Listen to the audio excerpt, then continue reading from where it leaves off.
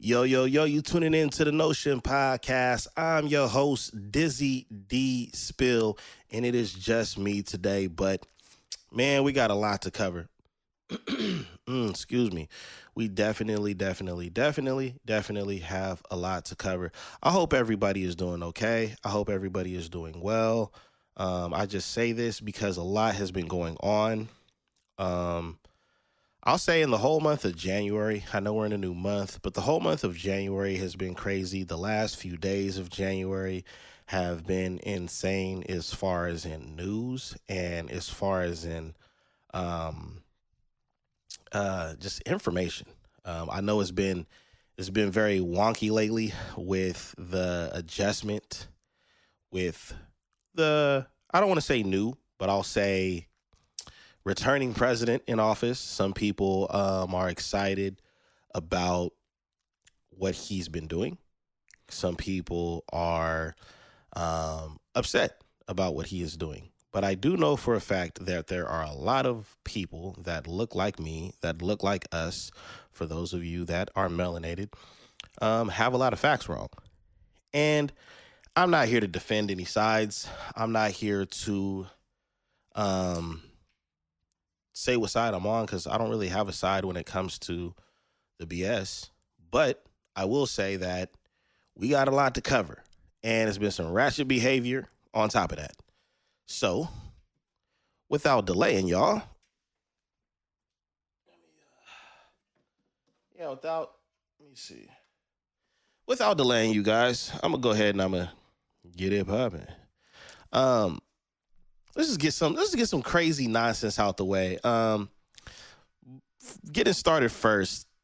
So I know you guys heard about the sister that decided that she wanted to sue Lyft or Uber because she was denied access to the Lyft due to her weight.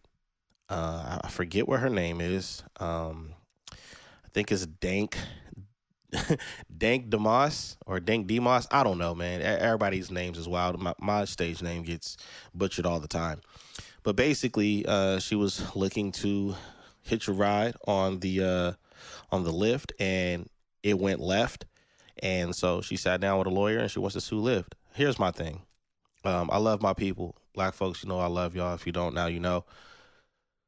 Sister, you know what's going on. You know that this isn't a surprise as far as in somebody having some concern.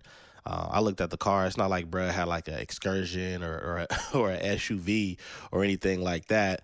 But let's keep it funky for a minute, okay? Let's keep it funky. I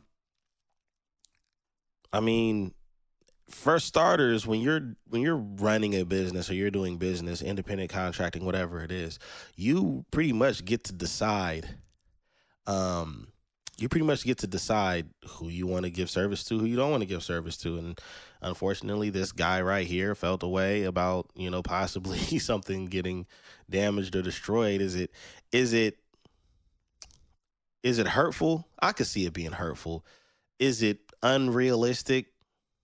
I don't know if it's unrealistic. I know anybody in certain situations like that would be concerned. I'm pretty sure if it was a bicycle, or something like that, like we forget that the things that we do have a weight capacity. You know what I'm saying? Everything has a weight capacity, and it's not necessarily there to say if you're too big, you can't sit on it, but a certain type of weight can do certain type of wear and tear on whatever it is you're dealing with, whether it's a vehicle, whether it's furniture, whether it's a carnival ride, a roller coaster, whatever the case it is. But I think it's just, honestly, more publicity. What I've learned doing music and seeing what's happened in the music industry and in social media, a lot of people do things for publicity. Apparently, she's an independent artist. She sings and raps, I guess. So this is just going to add more fuel to her brand name or whatever. So to me, it seems like it's more of a stunt to get a little bit more of exposure. And hey, if you get some money out of it due to some form of discrimination, then so be it. I don't know how far you're going to get with that right now with DEI and everything else up in arms and things getting shut down and repurposed and stuff like that. But, to each his own. So that's whatever. Moving along to, we see somebody has some Karen syndrome.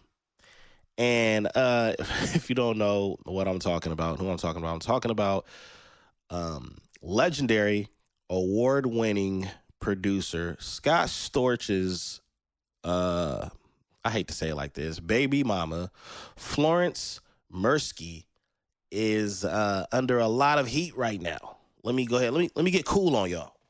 She's under a lot of heat right now because, man, oh man, she decided to go racial. Now, I know in this country, we have people that don't care about critical race theory and slavery, and that was a long time ago, and we should stop using the N-word and all of these other things. Well, it's kind of hard to support that, and it's kind of hard to just stay silent instead of combating against these statements when you have people like this. So first of all, the problem that I have with this Florence woman is that she made a false claim. So she pulled a Me Too move and said that some guy touched her inappropriately, and that's where the racial slurs came out at. And then later on, we find out in a new clip, because, you know, she started to, you know, make her rants and get online and start crying and, you know, try to basically flip it to be the victim. Decided to say that nobody touched her inappropriately. She was upset. She was, I guess, having a bad day. But I don't know if a bad day warrants you saying racial slurs to Latinos. So she said a lot of racial things to Latinos, and then she said a lot of racial thing or a lot of derogatory things, basically to people that are less fortunate. You know, calling them poor several times. Yeah, she did that. And so, in result of all of that, what I did like is because she was getting her car. It was a valet area that she was at. I'm sorry, I didn't give that information, but. What I did like is I liked how the valet guy responded. You know, he was getting her keys together and she was saying, "You're poor, you're poor, you're poor." He was saying, "Your soul is poor." And I thought that was pretty deep. You know, it probably went right over her head, but that was pretty deep. Yeah, she looked like she was suffering from some Karen syndrome. I mean, that's common. You know, people, this race thing, I don't know if I'll ever see it end in my lifetime. And unfortunately, I don't know if it'll end in my children's lifetime. And I don't even know what it really takes for people to stop being prejudiced and racist. They're slightly similar, and there is a difference. A lot of people don't know. Look the definitions up. But yeah, I look at scenarios like this. She's not really visually appealing either. Yes, I'm taking a shot. But it's crazy that it doesn't take much to reveal, you know, these prejudiced and racist people out here. It doesn't take much, honestly. It just takes, you know, that rough day. I say that with air quotes, and a tipping point. And man, you really hear how people feel. So she's been online crying and doing like these fast little interviews trying to explain and talk about the situation. I think it's like way beyond that. I don't think people care about what she has to say anymore. She was trying to say, well, no, I'm not racist. And, you know, I love, you know, Hispanics and Latino. And that just makes it worse. In my opinion, when people start talking about how much they love and admire something that they completely offended and there's no way around it, it's really hard to cover that wound up or that cut up with love. It's virtually impossible for us to believe that, regardless of what group you are. It's just your credibility is done. It's over. It's gone. Finito. Right? So, hey, social media got it together. Social media got her together, and you know, I support whatever backlash she's getting. You know, as long as it don't go to the threats, the life-threatening things that people like to do online. I always think that's too far. But, you know, however the internet wants to deal with her, hey, deal with her. That's how I see it, right? So, hey, watch what you say, people. If you do feel that way about people, you should probably stay away from those people. And, you know, get that out your heart. Get that hate out your heart.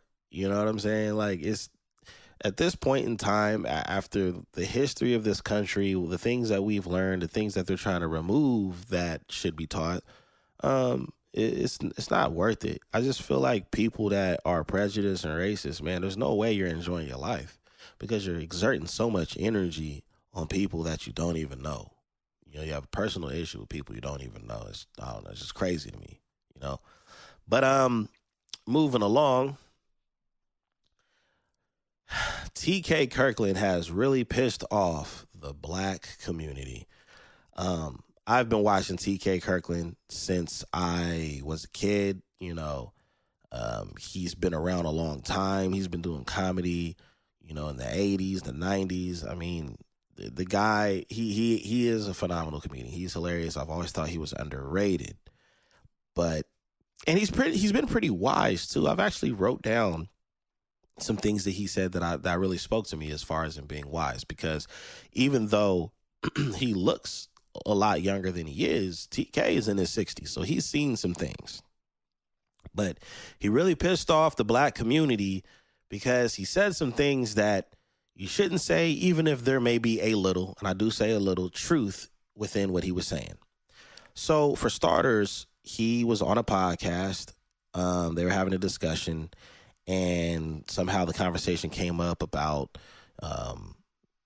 not being able to see your children and stepfathers. Well, I'm going to just address the not being able to see your children thing. His philosophy is, and he is a father, he does have children, he does take care of his kids, he does have a decent relationship with his kids. Let me say this first. But he has a philosophy now that if the mother is making it extremely too difficult for you to see the child, then you should move on with your life and start a new family and just wash your hands with the situation. Now, that's the clip I got. I have not seen the full episode, but I just feel like that's pretty much a lot right there. I'm pretty sure there's more context to the content, but I don't agree with that. I do know what he means, because I do know that there's men out there that have went through hell and high water just to try to see their son, their daughter, no rhyme intended. And the mom just makes it difficult, just makes it really difficult. You know, the child support system is abusive to men. And, you know, it's a lot of scenarios are one-sided when it comes to fathers. It really is. Even as a married man, I've seen how it can be one-sided. Not necessarily something my wife did, but just how the hospitals work when your children are born. There's some things that are interesting, and for you guys that are married that have children, you know what some of those things are. But I disagree. I don't think you should just give up, but I do understand the emotion and frustration behind men that probably contemplate that, because we're human, you know, and being human, we feel things, and we feel a lot of negative things that could resort to negative decisions, but the discipline and the morals is what keeps us from making those bad decisions and applying those bad behaviors and unhealthy behaviors. But I think that, you know, what I took from that is that, you know, it could be mentally and physically damaging to fight for that relationship for your child if the mom is against you, the courts are against you, your wallet is against you because your checks are being garnished. I mean, it can weigh on men heavy.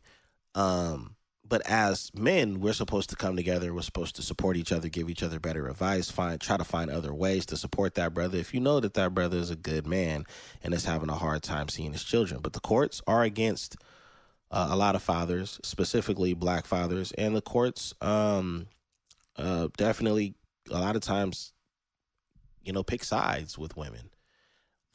The one thing that I noticed when I seen the feedback, the comment section and things of that nature that really, really bothers me, and it's bothered me the more I've heard these type of conversations come up, is the women.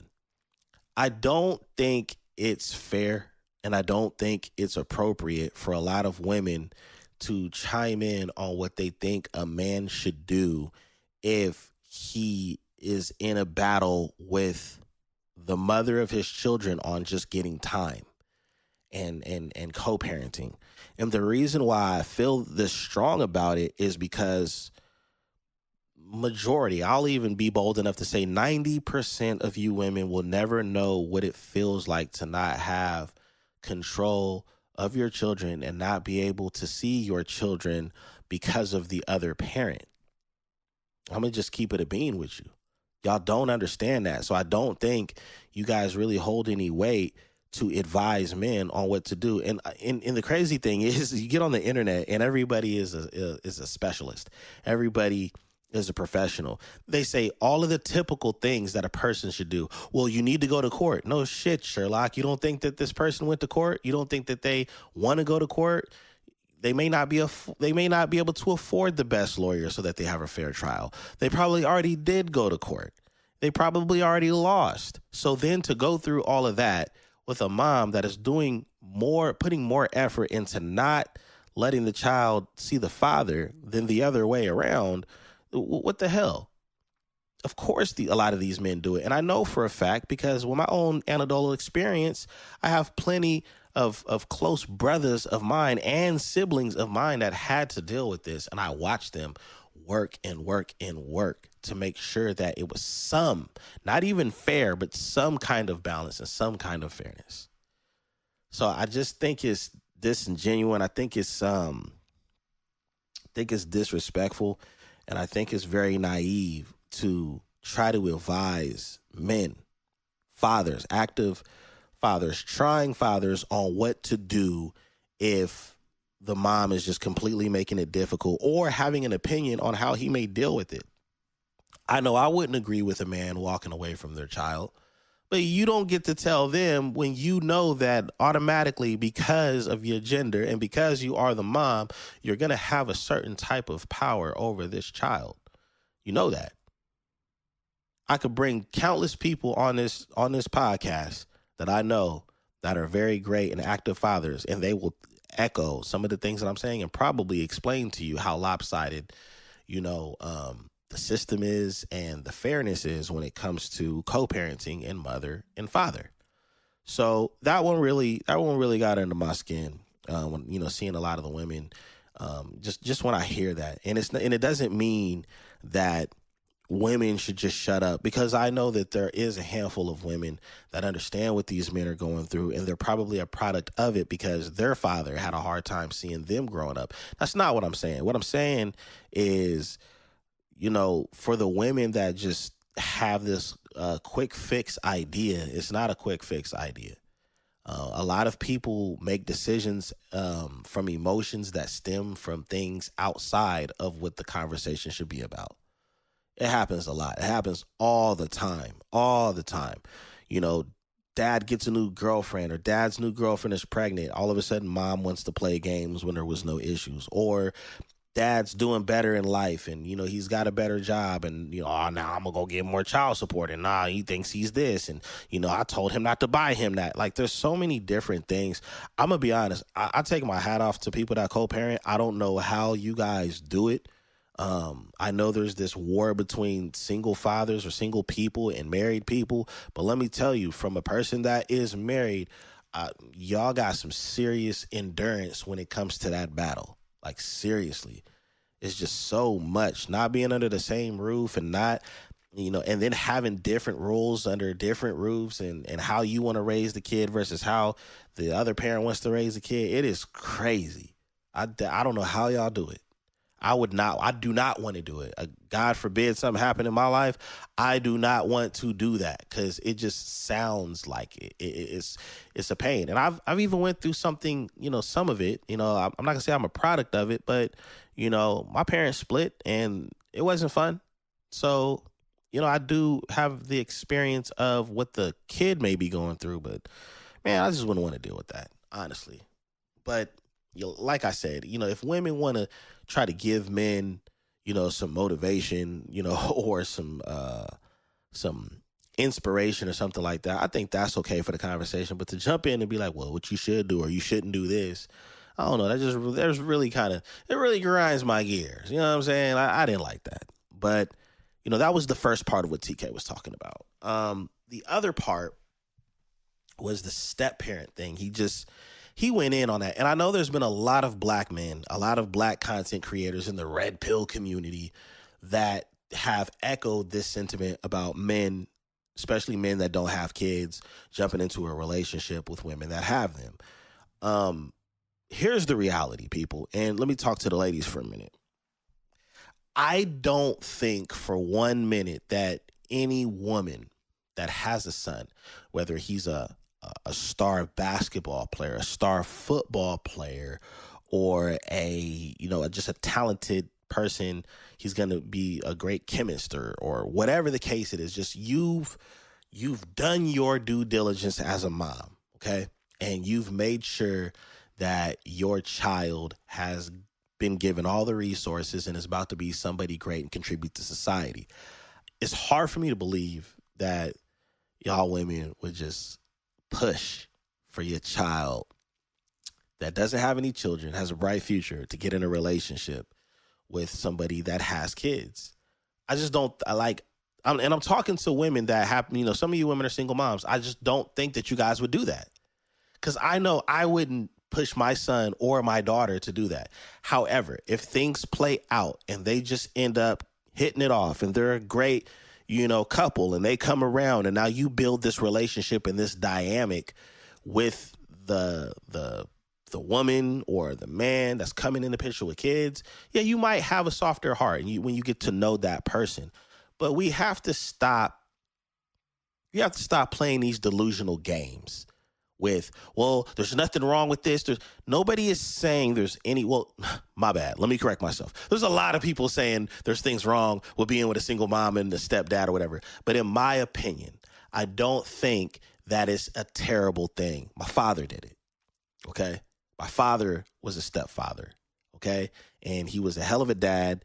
And, we all miss him. And he did great things. He taught us things. And a lot of us in the family still keep his memory alive. You know what I'm saying? So a father can make an impact, for real. This whole idea and notion that it's a terrible idea to be a stepdad. I just think there's certain things that we should consider. If you are single and you don't have children, yeah, it is probably a good idea to try to find somebody that is single without children. Some people want to experience certain first times together. But I would not say to write somebody off because they have kids. I wouldn't say that, because everybody's different. Sometimes people with children are more mature than people that don't have kids. And sometimes it's because they take care of kids. And sometimes it's just, they know how to navigate life and know how to prioritize responsibilities, and vice versa. Sometimes there's people that have no children are more responsible than people with children. We all know, as parents, we see people out here that are hella irresponsible and they got kids, and they think that just because they got kids that they're in the same boat as you. And it's like, nah, because I don't make the decisions you make, but I don't agree with TK on that. But I think the big message that probably got lost in his delivery, probably got lost in the context of how he said it, was, it's not ideal for two people that have two totally different experiences daily to try to make it work, especially when it can involve other people. So if you're a single man and she has a kid or two, that's going to be a different dynamic. What's the relationship like with the father? Is the kid really close to the dad, or, is the kid in a troubled situation? Are you expected to come in and she's having this idea to replace who the dad was in the picture? It's a lot of moving parts to it that you would need to sort through if you're going to make that type of decision. But we're not going to act stupid, and we're not going to be blind to the idea that if it was your child, you would not encourage that. You would not encourage that as the first choice to do that. Nobody is going to encourage their son or daughter to make that as their first choice as far as a life experience. So come on, folks. Let's keep it real. there were some comments, because all these different pages were posting it. TK, you hot right now, brother. You are definitely hot right now. You in hot water. People is mad at you. And some of the things that, it started going to a different direction. Like, oh my God, like, please throw away the microphone, shut down the podcast. Look, I know there's a lot of trash platforms out there, and we are not one of them. You do not have to do away with a whole industry because there's people that are on podcasts saying things that you don't like. Come on, y'all, keep it real. We see stuff all the time we don't like on TV. Half y'all don't like the president. What y'all gonna do? Y'all gonna throw your TV away? Like, let's just keep it a buck. But TK, he says some things that, that would piss people off, and they have a valid reason to feel that way. Because, for example, sometimes when you say things like, don't date somebody because they got kids, or walk away, if the mom is making it difficult, you got to understand, brother, that there are women out here whose baby daddy walked away and they weren't being difficult. You have to understand that some men just walk away because they just don't want to do their part as far as in co-parenting. So I do understand the women that feel that way, but the women that are feeling that way, you have to understand context and remember context. He's also talking about a mom that's making it difficult for the child to be in the man's life and vice versa. Now, again, I am not saying that that's what you should do, but that's the context of the conversation. And let's keep it real. Women that make it difficult, that's what they want. The mom wants that man to give up rights, give up effort so she can pick, so she can have a redo. I don't know if you guys remember some years ago, there was a post flying around. I don't even know if it was a real post. It kind of looked a little janky, where a female said, man, I wish you could pick your baby daddy. And they flamed that post. But the truth is you get to pick your baby daddy. You get to pick your baby mama. And it just so happens that sometimes the people that you pick, they switch up on you, or they double down on things that were a red flag to you that you chose to ignore. But I do understand those women that really are working hard at being, they're a single mom, and they go through it because these men just abandoned ship. They abandoned the kids. But the context was a little bit different than that. Same thing with the step parent thing. Some kids were stepkids. Some people's stepfather was great, but some people's stepfather was terrible.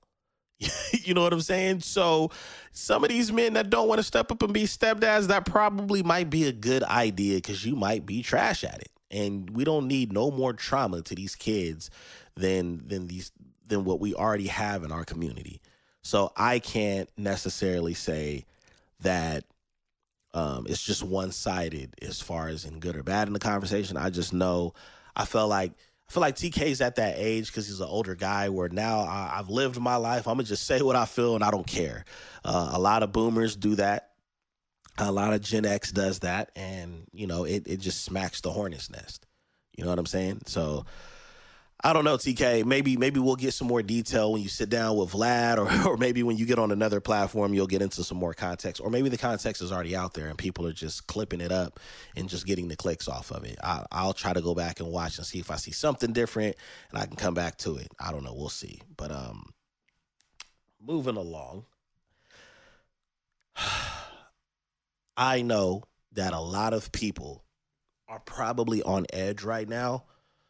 I just want to take time in the episode to definitely give my condolences to anybody that's affiliated or related to people that have been losing their lives in these plane crashes. Now, I know if you get on TikTok right now, you type that stuff up, you're going to see all kinds of conspiracy theories. I mean, I've seen people do a crossover reach to the fact that DEI is affecting all of this. I don't even know if that's 100% true. I seen a connection that made some sense, but I am not going to sit up here and say that because of that happening, it's a result in what's going on in politics.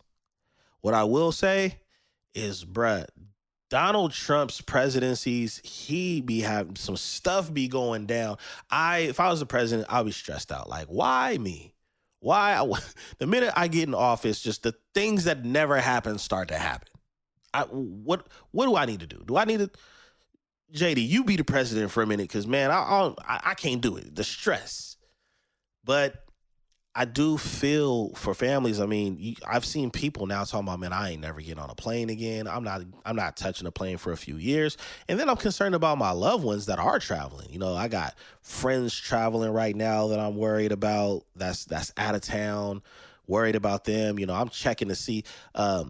There's some loved ones of mine that are out of town right now or leaving to go out of town. And when I started seeing the news, I'm checking like what areas to, hoping and praying that, it's not a destination for people that I care about going, because I would hate to get that news like some of these families have already gotten.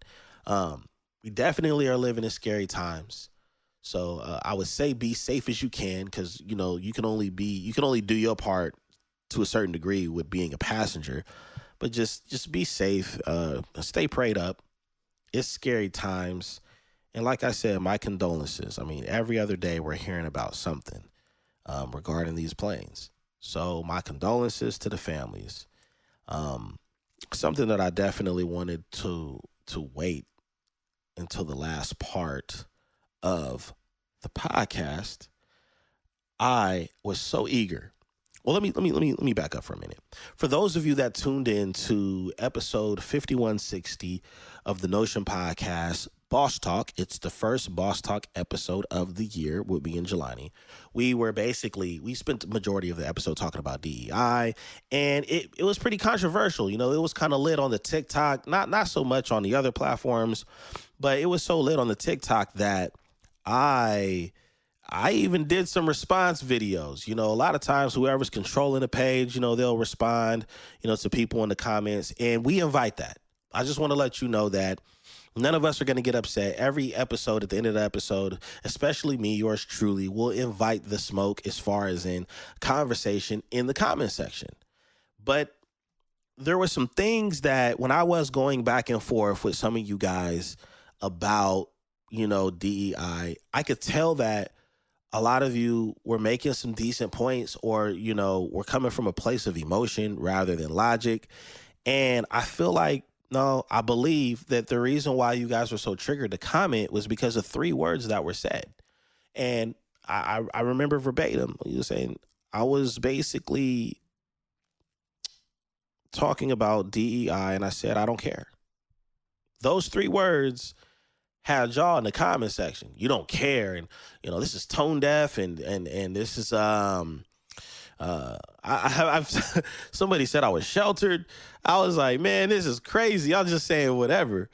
But I wanted to definitely slap all of y'all with some facts.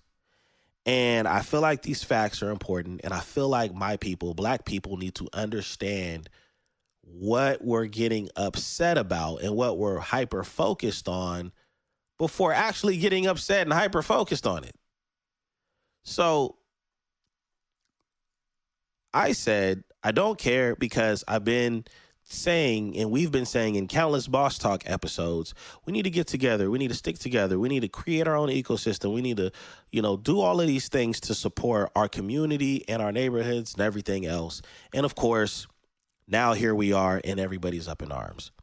Well, let's break down some facts. To my people, this is to my people, Black people. I love us, and I believe in us, and I think we can do a lot better than what we've been doing with the resources that we have from those activists that fought for them, okay? We comprise of about 4% of DEI. That's how beneficial it's been for us. I'm not saying we don't need it. I'm not saying it was never needed. I'm just saying that's basically the stat. Affirmative action, which they've now done away with. Do you guys want to know who benefited from the most? Guess, comments. Go ahead, boom, boom, boom. Drop the comments. The people, the person, the group, whatever that's benefited from affirmative action the most are Caucasian women. Dun, dun, dun. So what I will say with those stats, the people out there that were under the impression that a whole bunch of black people were getting opportunities that they didn't deserve and were incompetent at, that is false, because we were barely benefiting off of affirmative action. We were barely benefiting off of DEI. So now you need to go back and figure out who was really, and I say this with air quotes, stealing your jobs and opportunities, because it wasn't and it ain't us. All right. Back to the black folks, back to y'all. When I spoke on this on the Boss Talk episode, and I explained that, entrepreneurship and working together and creating our own ecosystem to where the black dollar can stay in the black communities longer, that's when the excuses came. Not everybody can start a business, and, you don't really understand. It's not just affecting this. And listen, this stuff with DEI will affect black businesses more than black workers. Understand that. It will affect the black businesses and the small black businesses, especially the small black businesses, because of things like grants and federal funding. So yeah, it can hurt us in that way. But you know what? It's been hurting us more? Not spending with us, not investing in us. And let me stop at the word invest, because when I used that word last time, people thought going to the stock market. If I continuously buy from one store every week, that's me investing into it. So that's what I meant by investing. I didn't mean the other investing, like you're on Wall Street and you go and get, or you're Gordon Gekko or somebody like that. Okay, that's not what I meant. But we need to pull together, and with these numbers that I'm about to give y'all, because y'all finna get this work today, we should have been doing this. Okay, so let's get into it. Before I get into it, I am going to give you guys some numbers, but I'm also going to give you where a lot of the information is coming from. Pew Research. Now you have all of these different websites, because what I don't like is when people throw out numbers and stats and they don't give you no context or where you got it from. They don't cite their sources, so anybody can say anything, and then because such and such said it, it's the gospel. Pew Research. You can also get stats on black demographics, because I'm talking to my black people. You can get stuff from Pew Research, black demographics. The other one, what's the other one? You guys know the other one, the more known one, the Census Bureau. All of this information, and it's never the day of. So when I give you these numbers, you can't be like, oh, well, that was, because there's time periods and when they gather more data, but it's pretty accurate and it's not that far away. So just bear with me and don't be an idiot. All right. But as of 2023, approximately 48.3 million people in the United States identified as black, accounting to about 14.2% of the total U.S. population. That's right. So, give or take, it's about 48 million of us in this country. And we make up about 14% of the population, which goes back to the point that I wanted to make for y'all delusional people out here that think black folks is just taking all these different opportunities, and they're incompetent. First of all, we not incompetent. Second of all, it ain't us. All right. Now, this represents a significant increase from 2000, when the black population was estimated at 36 million. Now, the black population in the U.S. is diverse, with more than 5 million individuals being foreign-born, comprising about 11% of the total black population. I could keep going down the line of all of this different stuff, but here's some more context or some more details before I get into the context of what I'm about to break down to y'all. Because black people, I need y'all to listen to me.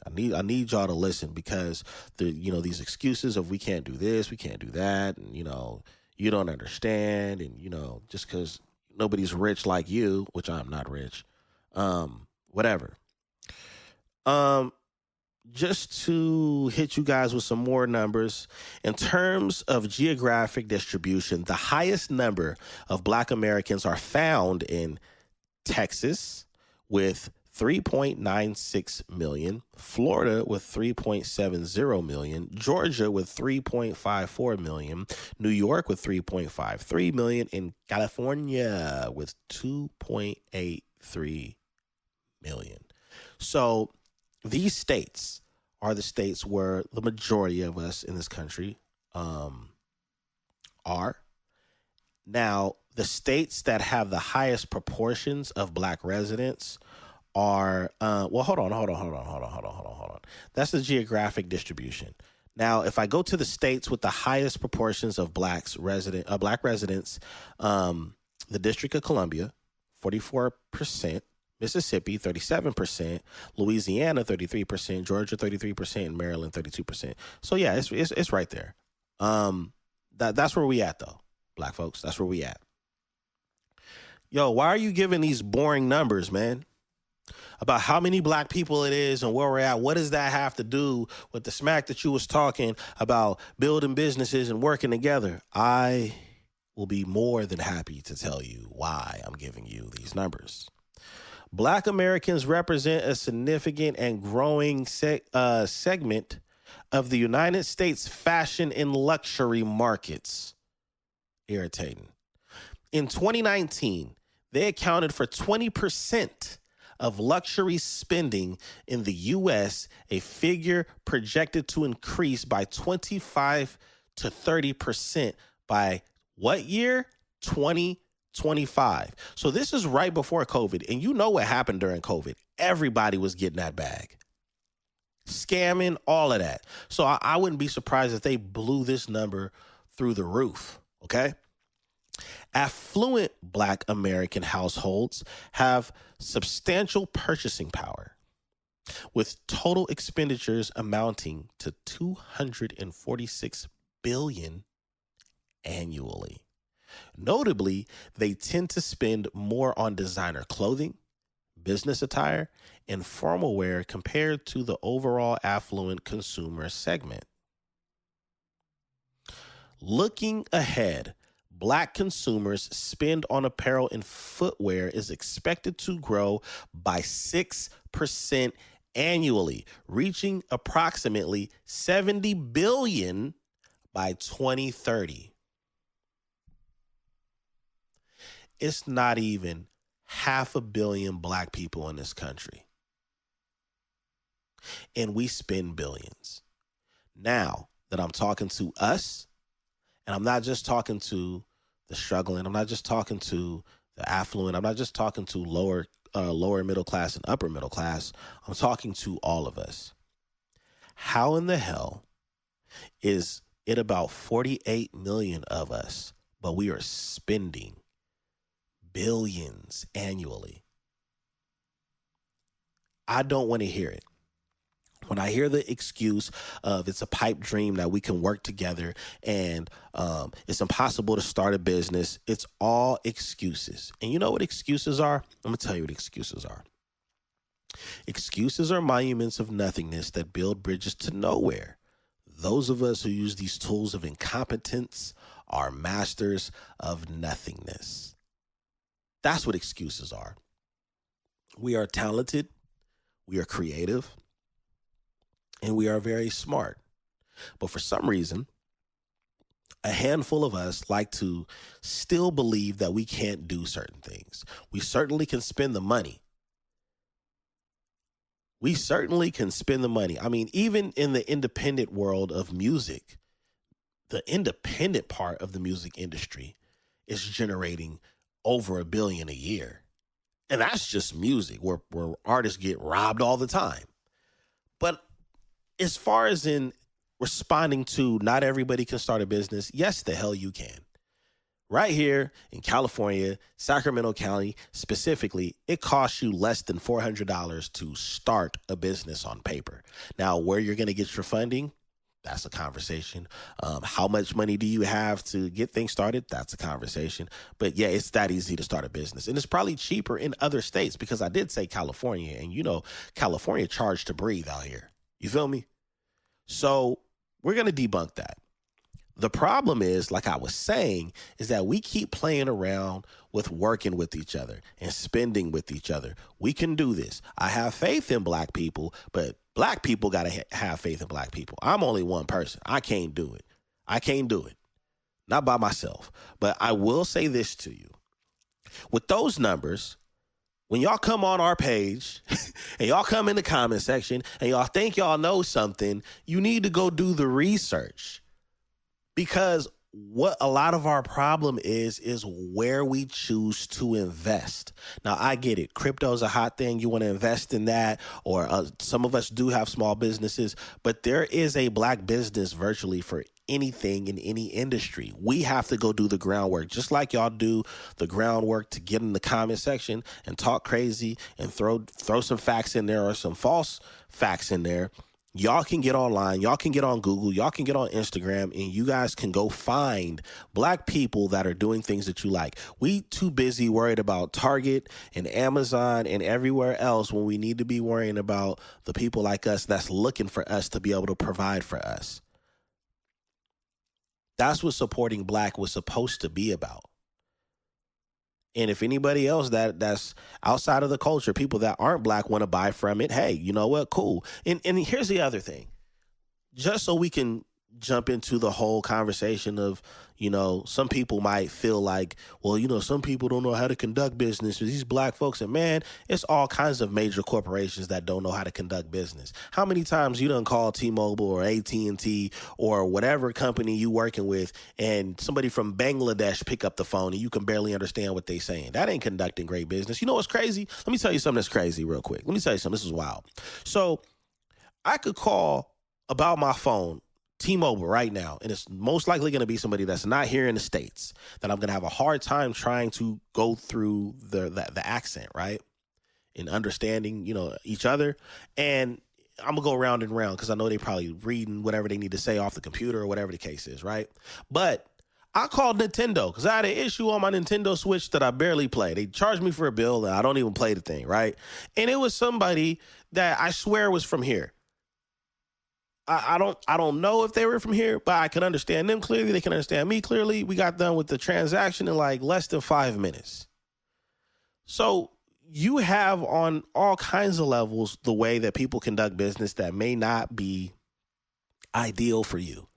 But all I'm saying is, black folks, stop with the excuses because they are monuments and build bridges to nowhere. That's what I'm trying to tell you. We are spending billions of dollars. And we're not even spending a fraction of that in our own community. Not even a fraction. Because a fraction of that would be at least $1 billion. So we got to stop with the nonsense. We really do. I support black. Right now I got on LaVar Cole. LaVar Cole. I support Kicks and Sneakers. I support Earth Tones. I support Stable Goods. I support Bevel. Look, and I'm not going to go down the list and tell you every single one. I just gave you about 4, 5 of them. Go support your people and stop making excuses, because these numbers right here that I'm reading to you is proof that we're making excuses. Now, don't get me wrong. I know in the workforce, I know that there's discrimination. I know there's discrimination in real estate. I know there's discrimination in all of these different industries and in different professions. I understand that.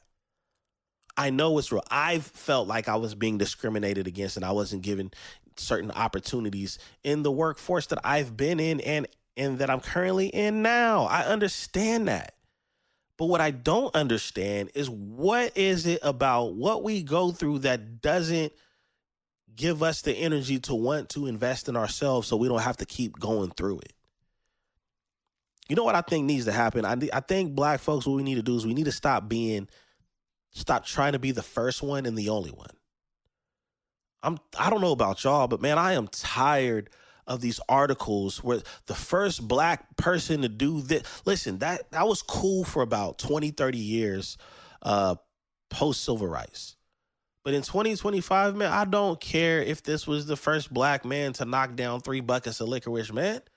I don't care if it's the first black gamer to be the best at Call of. I don't care about that. Call of Duty and the first black man to get $1 billion with a speaker company. I sound a little racist too, but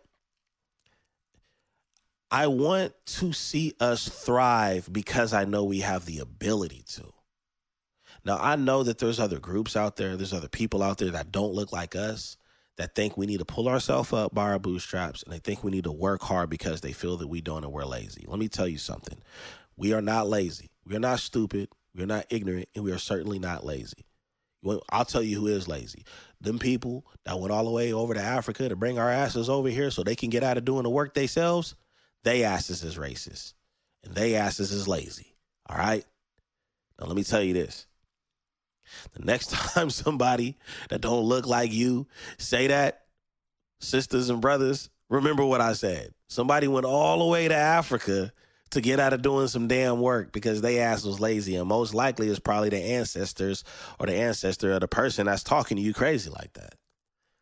But no matter what we go through or no matter what the climate is looking like, we can't use the excuse of we can't do it or we won't or when is this going to happen. All of the comments that I seen on all the different platforms that I was responding to, we can't keep making that excuse when we have billions of dollars that we're not leaving on the table. We're literally delivering to the economy. The amount of money that we spend annually and the amount of money that we're projected to spend in the next 5 years, every single African American should have $1 billion in their account or in their name somewhere. That's how much money we're spending. Oh, yeah. Now, I get it. We've had activists talk about reparations and stuff. And I do think we're entitled to that. I think we deserve reparations. If we're going to give all of these other groups, and historically we've given all of these other groups these opportunities and these resources and their reparations, black people are entitled to it. Black people are also entitled to DEI. Black people are also entitled to a fair shot.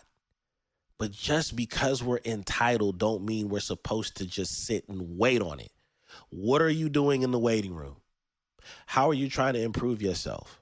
How are you trying to work with your comrade or your brother and sister to make sure that those resources are created by you until you get what you're owed? And sometimes we create things and we get opportunities that we don't even want what we're owed because we've already exceeded what we were supposed to be given. So I just say these things because some of you guys in the comments, I really did appreciate these conversations.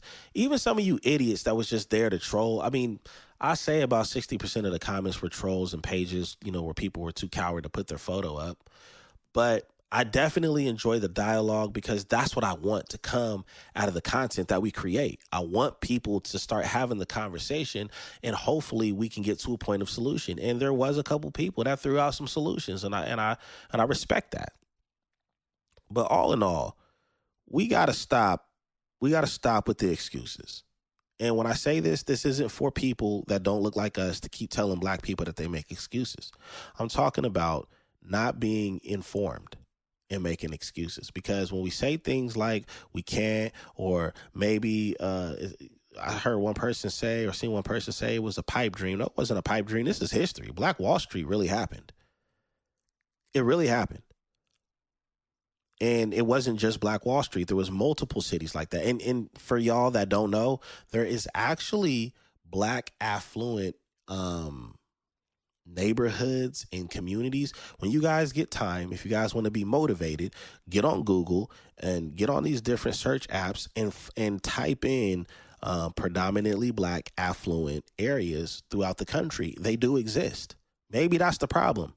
Maybe instead of promoting all of the things that are damaging on TV and online, and y'all know what apps I'm talking about. Y'all know what TV shows I'm talking about and what gossip sites I'm talking about. Majority of these black ran and black themed sites and TV shows never perpetuate the positive things that are being done in this country involving black people. So maybe you need to change your brain so you can change your life. That's what I'll say. But I had to give you those facts. I know there's some people that's probably going to disagree with some of the things that I'm saying. Some people are probably going to look it up and try to find a discrepancy in what I'm saying. Go for it. Do your thing in the comment section. But what I'm going to say is we are more than capable of being successful.